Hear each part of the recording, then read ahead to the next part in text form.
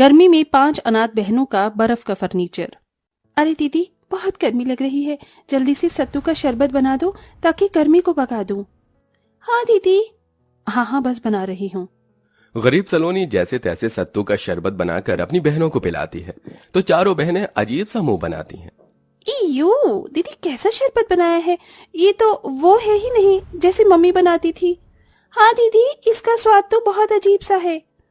दीदी, ये सत्तू का शरबत नहीं है, ऐसे हम गर्मी में तरोताजा कैसे होंगे? ये तो मुझे आटे के घोल का लग रहा है। मम्मी होती तो हमें कितना अच्छा शरबत बना कर देती थी, लेकिन अब हम अनाथ हो गए। मुझे माफ कर दो तुम चारों, तुम्हें तो पता है घर में कुछ भी ढंग का खाने पीने को नहीं है, सिर्फ खिचड़ी दाल थी, सत्तू नहीं था, इसलिए मैंने आटे के घोल को ही शरबत बनाकर दे दिया। सोचा था कि तुम्हें पता नहीं चलेगा, पर पता चल गया। मम्मी पापा के जाने के बाद सब कुछ बहुत मुश्किल हो गया है। दीदी ऐसे रो नहीं, आपको ऐसे देखकर अच्छा नहीं लगता। मुझे भी तुम लोगों को ऐसे परेशान करना अच्छा नहीं लगता। तुम जानते हो घर में पैसे नहीं हैं, ऊपर से गर्मी है। जब पैसे लाऊंगी तो सत्तू का शरबत बना दूंगी। भले ही हम अनाथ हो गए, लेकिन अपने आप को कभी अनाथ मत समझना। तुम्हारी बड़ी बहन हमेशा तुम्हारे साथ है। तभी चारों बहनें सलोनी के गले लग जाती हैं। कुछ देर बाद सलोनी अपनी बहनों के लिए ज्यादा पानी डालकर खिचड़ी बना देती है। एक पंखा था, वो भी चलना बंद हो गया था। ओहो, बस इसकी कमी थी, अब ये भी बंद हो गया। अब हम गर्मी में कैसे रहेंगे? हमारे घर में कुछ भी नहीं है, ना बेड, ना सोफा, ना कुर्सी, ना खुद को देखने के लिए शीशा, और ना ही फ्रिज, वरना हम बहुत ठंडा पानी पीते। ये गरीबी और गर्मी ने हम बच्चों की जान ले रखी है। दीदी, मुझसे ये पानी वाली खिचड़ी नहीं खाई जा रही। मुझे भी दीदी खाने का मन नहीं है, मेरे को अच्छा अच्छा खाना खाना है। कचौड़ी, पूरी, मटर पनीर, दाल मखनी, चावल, आइसक्रीम, कोल्ड ड्रिंक, ये सब हमें कब खाने को मिलेगा? देखो, ये सब खाने को जब मिलेगा जब मैं नौकरी करने चली जाऊंगी। तब तक थोड़ा सब्र कर लो, मैं आज ही काम देख कर आती हूँ। फिलहाल सब मेरे साथ बैठकर खाना खा लो। ठीक है दीदी। सलोनी अपनी बहनों के साथ बैठकर खाना खा लेती है कि तभी लाल लाल चींटियां उनके पास आ जाती हैं। ओह, दीदी देखो, लाल चींटियां कहीं काट ना ले। हमारे घर में कहां से आ गई? हमारे पास कुछ मीठा भी खाने को नहीं है। दीदी इन्हें भगाओ ना। चिंता मत करो, तुम्हें ये काटेंगी नहीं। मैं अभी हल्दी डाल देती हूँ जिससे ये अंदर को ना आ पाए। फिर दीपा वहां पर हल्दी छिड़क देती है। इसके बाद चींटियां आना बंद हो जाती हैं। वहीं सलोनी भी धूप में परेशान होकर अपने लिए काम ढूंढती है, लेकिन कोई भी उसे काम नहीं देता। वो घर में घुसी ही थी कि इतने में सबसे छोटी बहन उसे पानी देने के चक्कर में मटका फोड़ देती है, जिससे सारा ठंडा पानी गिर जाता है। दीदी सॉरी, मुझसे गलती हो गई। मैं तो आपको ठंडा पानी देना चाहती थी, मटके का। अरे किंजल, तुम्हें ये करने की क्या जरूरत थी? मैं अपने आप ले लेती। अब हो गया ना नुकसान। ठंडा पानी पीने से भी हाथ धो बैठ गए। अब कुएं से पानी लाना पड़ेगा, और वो भी ठंडा नहीं होगा। इतनी प्यास लग रही थी। दीदी वो बहुत छोटी है, उसे कुछ मत बोलो, मैं कुएं से पानी ले आती हूँ। पर अब पानी रखेंगे किसमें? एक स्टील की बाल्टी है, उसमें ही रख लेंगे। सलोनी बिखरे हुए पानी की जगह को साफ करती है और दीपा कुएं से धूप में पानी लेने चली जाती है, जहां उसे बहुत पसीना आता है। पांचों अनाथ बहनों की जिंदगी में बिना माँ बाप के बहुत संघर्ष था, कभी खाने के लिए तो कभी पानी पीने के लिए। रहने की भी अच्छी जगह नहीं थी, जैसे तैसे बच्चे रह रहे थे, लेकिन अब तो घर का अनाज भी खत्म होने को आया था। फिर कुएं का गर्म पानी पीकर सलोनी बैठ जाती है। हे भगवान, एक तो मुझे काम भी नहीं मिल रहा, ऊपर से मटका भी टूट गया। अब मटका 40-50 रुपए का आएगा, कहाँ से पैसे आएंगे? हमारे पास पैसे नहीं है और इस पानी से प्यास भी नहीं बुझ रही। दीदी, मम्मी पापा के जाने के बाद हमारे साथ क्या क्या हो रहा है? ऊपर से हम सबको धीरे धीरे बहुत पसीना आ रहा है, गर्मी लग रही है, पंखा भी ठीक करवाना था। काश हमें थोड़ी सी बर्फ मिल जाती। दीदी, दुकान पर बर्फ आती है, 10-15 रुपए का पैकेट होता है जमी हुई बर्फ का। हमारे पास उतने भी पैसे नहीं है रश्मि, वरना बर्फ डालकर बाल्टी में डाल देते तो ठंडा पानी पीने को हो जाता। तभी आरती अखबार लेकर सबकी हवा करने लगती है। थोड़ा थोड़ा दीदी, इसी से ही गुजारा कर लेते हैं, आज तो पता नहीं नींद भी कैसे आएगी।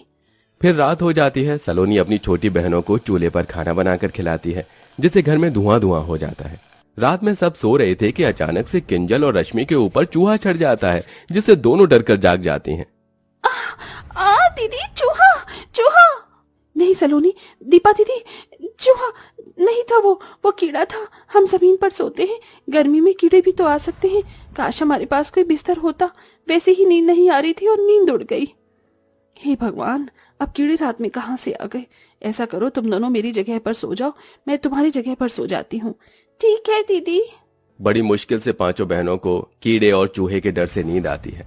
अगले दिन दीपा गर्मी से परेशान होती है तो किंजल को कुएं तक टहलने और थोड़ा पानी भरने के लिए ले जाती है। इतने में एक औरत 2 मटके लाती है, जिससे वो भरती है तो उसके एक फूटे हुए मटके से पानी निकल जाता है। हे भगवान, मेरे घर में बिल्कुल भी पीने का पानी नहीं है और इतनी गर्मी में दूसरा मटका मैं कैसे खरीदूंगी। मेरे पास पैसे भी नहीं हैं। काश ये मटका जुड़ जाता। अब एक मटका लेकर तो घर लेकर नहीं जा सकती। क्यों ना उनके थोड़े से टूटे हुए मटके को मैं ठीक कर दूं? पर कैसे दीदी? बस देखती जा। सुनिए आंटी जी, मैं आपके मटके को ठीक कर देती हूँ। सच में, अगर तुम मेरा मटका ठीक कर सकती हो तो कर दो। दीपा फौरन पेड़ के पास में से चिकनी मिट्टी उठाकर उसमें थोड़ा पानी मिलाकर मटके पर चिपका देती है और धूप में 15 मिनट बाद मटका सूख जाता है। अब पानी नहीं गिरेगा, आप पानी भरकर देख लीजिए। जैसे ही औरत अपने दोनों मटकों को भर लेती है तो खुश हो जाती है। अरे वाह, तुमने तो बहुत अच्छा किया गुड़िया, बहुत शुक्रिया। अब मैं चलती हूँ। सुरेखा अपने दोनों मटके लेकर चली जाती है और जब दीपा किंजल अपनी दूसरी बर्तन को भरती है तो किंजल को वहाँ एक बड़ा सा मटका दिखता है। दीदी देखो, ये मटका कहाँ से आया? अभी तक तो नहीं था। अरे हाँ, यहाँ पर किसका मटका होगा ये? अरे ये मटका तो गंदा भी है। दीदी, ये गंदा मटका किसका होगा? भला हमारे ही काम आ जाएगा। हम इसे साफ करके यही वाला पानी भर लेंगे। चलो घर ले चलते हैं। ठीक है, चलो। दोनों बहनें उस मटके को बड़ी मुश्किल से पकड़कर घर पर ले आती हैं और उसे साफ करने लगती हैं। अरे, तुम्हें ये मटका कहाँ मिल गया? दीदी, किसी का भी नहीं था, इसलिए हम ले आए। अब साफ करके इसमें पानी भरेंगे। अच्छा है ना, अब ठंडा पानी पीने को मिलेगा। अच्छा दिखाओ, मैं साफ कर दूं। बड़ा मटका है, तुम दोनों से नहीं होगा। तभी सलोनी जैसे ही मटका धोकर रखती है कि उसमें से चमचमाती रोशनी आती है और वो मटका ठंडी ठंडी बर्फ के पैकेट से भर जाता है। ये देख पांचों अनाथ बहनें हैरान हो जाती हैं। अरे वाह, इतनी सारी बर्फ! इसमें तो हम बहुत ठंडा पानी पी सकते हैं। हाँ हाँ, जल्दी जल्दी पी लो, कहीं बर्फ पिघल ना जाए। पांचों बहन बर्फ देखकर सब कुछ भूल जाती हैं और ठंडा ठंडा पानी पी लेती हैं। अरे, हमने इसका ठंडा पानी तो पी लिया, पर ये मटके से अचानक से बर्फ कहाँ से आ गई? मुझे तो कोई जादू लगता है। काश हमारे घर में पंखा चल जाता तो इस गर्मी से तो बच जाते।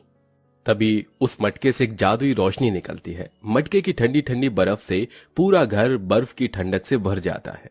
अरे वाह, अभी तो हमारे पसीने आ रहे थे, बहुत गर्मी लग रही थी, और तुमने देखा अभी एक जादू हुआ जिससे हमारा घर एक बर्फ की जैसी ठंडक दे रहा है। हाँ दीदी, ये तो सच में जादू निकला। और इस बड़े से जादुई मटके में बहुत सारे बर्फ के पैकेट हैं। इसे हम बेचकर इस गर्मी में पैसे कमा सकते हैं। अरे हाँ, ये तो मैंने सोचा ही नहीं। और उसके बाद हम कूलर लेंगे, एक बेड लेंगे। दीदी दीदी, मुझे नए कपड़े चाहिए और फ्रिज भी। दीदी, आप अकेले बर्फ बेचने मत जाना। ऐसा करते हैं, मैं रश्मि को ले जाती हूँ और आप बड़ी हैं तो आप आरती और किंजल को साथ रख लीजिए। ये बर्फ पिघलने से पहले हमें बेचनी होगी। ठीक है। पांचों अनाथ बहनें एक पन्नी में जादुई मटके से बर्फ के पैकेट निकालकर उसमें रख लेती हैं और अलग अलग दिशा में बेचने चली जाती हैं, जहां लोग सस्ती बर्फ देखकर खरीदने लगते हैं। बर्फ ले लो, बर्फ, ठंडी ठंडी बर्फ, 5 रुपए का एक पैकेट, 5 रुपए का एक पैकेट। दीदी, मेरे पास सिर्फ 4 रुपए है। मेरे घर में फ्रिज नहीं है। आप इतने में ही बर्फ दे दो। मेरी मम्मी के बुखार हो गया है तो उनको बर्फ लगानी है। ठीक है, ऐसा करो, तुम 2 पैकेट ले जाओ। शुक्रिया दीदी। ऐसे ही पांचों बहनें 2-3 हफ्तों तक उस मटके से जादुई बर्फ मांगती हैं और उन्हें बेचकर पैसे इकट्ठे करती हैं और अपने घर में सबसे पहले सोने के लिए एक पलंग और उसके बाद बर्फ बेचकर कूलर ले आती हैं।